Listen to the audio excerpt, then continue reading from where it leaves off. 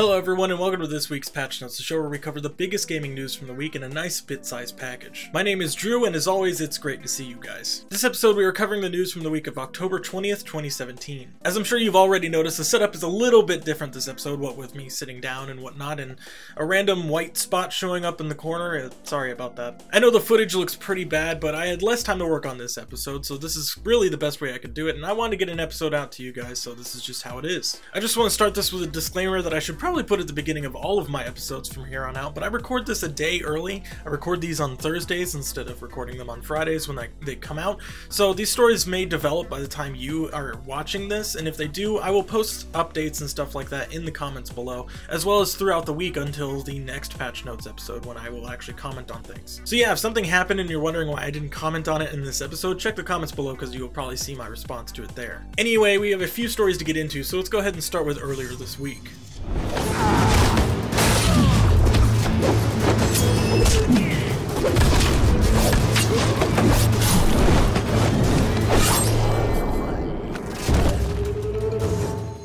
So things are getting a little heated over at CD Projekt Red, the studio behind the Witcher games, at least according to a few sources online. Over on the site Glassdoor, which is a website where employees can review their employers, CD Projekt Red has been inundated with a bunch of negative reviews that are really painting them in a bad light. Accusations ranging from poor management all the way to bullying and worker exploitation have forced CD Projekt Red to come out and make an official statement. Oddly, this statement is just filled with a bunch of HR speak and is basically them just trying to cover their ass. They didn't really deny any of the claims and simply doubled down on the fact that Cyberpunk 2077, their next game, is the most ambitious project they've ever worked on, so stress can be high at the studio. This is incredibly out of character for the studio, who are usually pretty level-headed and honest with their responses. And this statement was anything but. They're really trying to sugarcoat this issue and try to make it seem less significant than it actually is and trying to sweep it under the rug instead of being honest with us. Admit that the project is high stress and the most ambitious thing you've ever made, that's fine, but also be willing to admit that that kind of environment can breed conflict and even terminations in the workplace. Now, as far as specific claims of bullying and mismanagement, we can't really know for sure due to the nature of the Glassdoor site. You see, most people leaving these reviews are people who were either fired or left the company in a not so great fashion. They mostly view the circumstances around their leaving as unfair and take out their aggression on the employer online. They then try to justify their blind rage by trying to make the studio look much worse. They blow situations out of context and out of proportion. That's not to say that people don't have bad experiences there. I'm sure a lot of what these people are saying are true. If you watch the recent NoClip documentary on CD Projekt Red, you would see that the developer actually does have a rather naive approach to making games. The documentary focuses around Witcher 3's development, and they constantly bring up the fact that they had never made an open world game before, so they're kind of just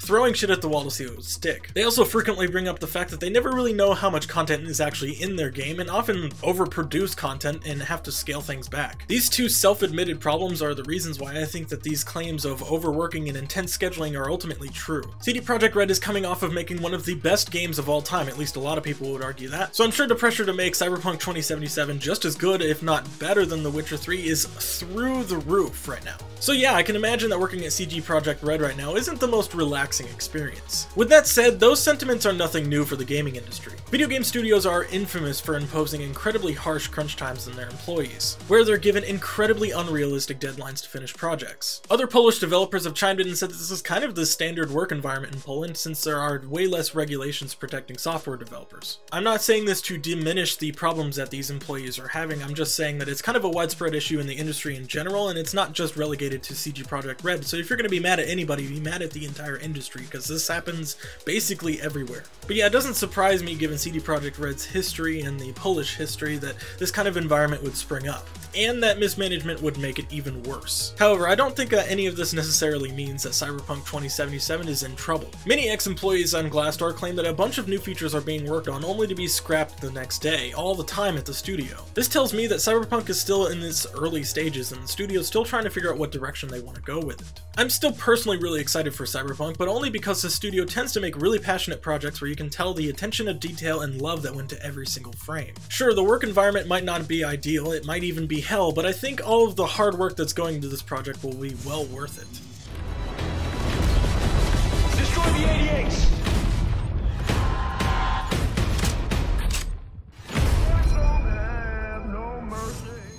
In other news, information about a recent patent that Activision has filed for has caused a huge stir among the anti-microtransaction crowd.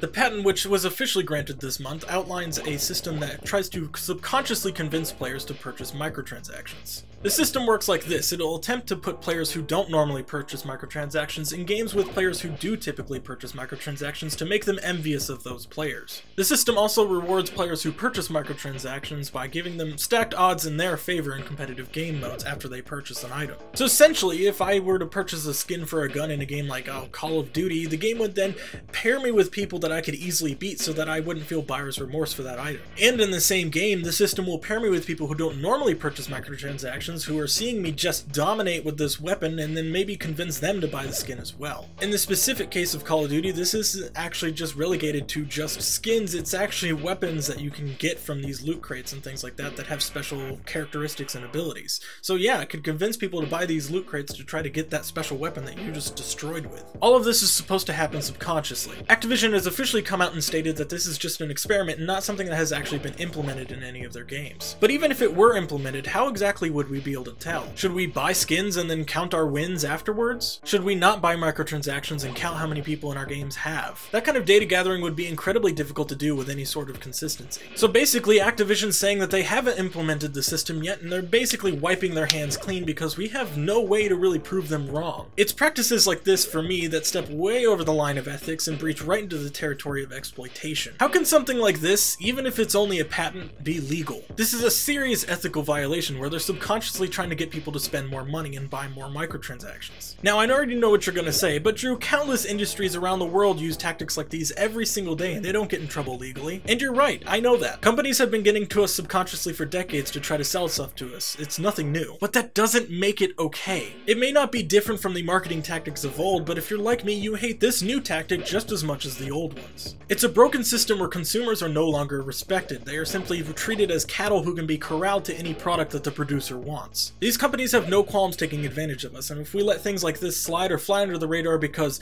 everybody does it, then they'll just get more power and exploit us even more. The one good thing to come out of this really big push towards loot boxes and microtransactions by these big corporations is that we're going to have an even bigger pushback from gamers. Maybe not this generation, like my generation of gamers, we're too old and tired to deal with this anymore, but our animosity towards these practices will hopefully teach the next generation of gamers to not put up with this shit, and microtransactions might go the way of the dodo because of that. I have faith that with all the information coming out about microtransactions now, the future generations of gamers will know how exploitative microtransactions are and will stay far away from any game that has them. It may seem far away now, and it'll probably get worse before it gets better, but I do think it will get better. I'm not saying this because I have faith in the industry, I don't. I'm saying this because I have faith in you guys, the gamers, the people who feed into this industry and guide its success. What? One of the great joys of working with Amy is she is like a film director in many ways because she is telling her story and I'm helping to realize her world.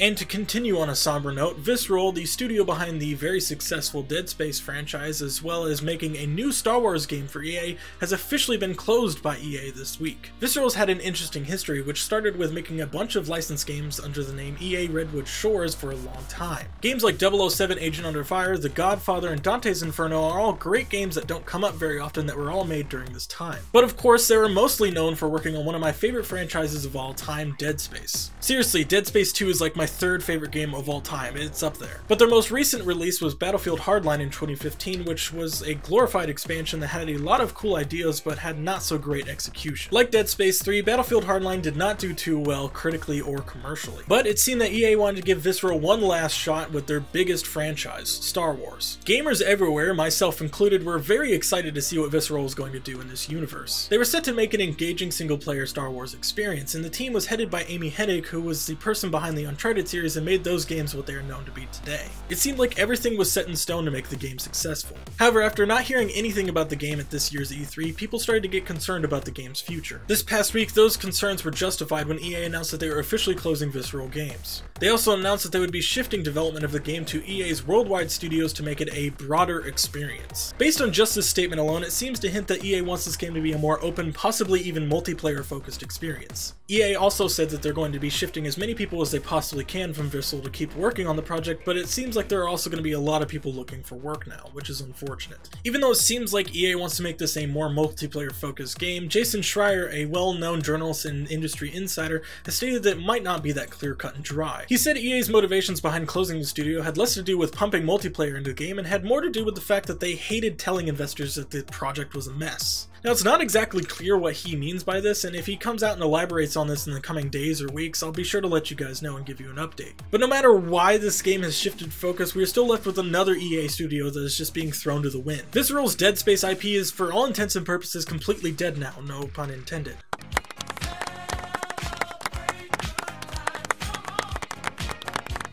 It's unfortunate to me that the bigger these publishers get, the less likely they are to invest in niche titles. Sure, Dead Space wasn't the hugest franchise, but it was still widely known and loved by horror fans. But EA keeps doing this, shutting down studios that work on beloved franchises and ultimately killing those IPs. Dead Space is only one of the more recent franchises that EA is just sitting on without doing anything with it. They also have SimCity, Burnout, Skate, Medal of Honor, Fight Night, SSX, Mercenaries, and even more well-known franchises that people would be incredibly excited for a new addition to. But as always, EA only really cares about their bottom dollar. And while I do think EA has come a long way in the past few years in improving their image, they've gone from being a soggy turd to a slightly polished turd.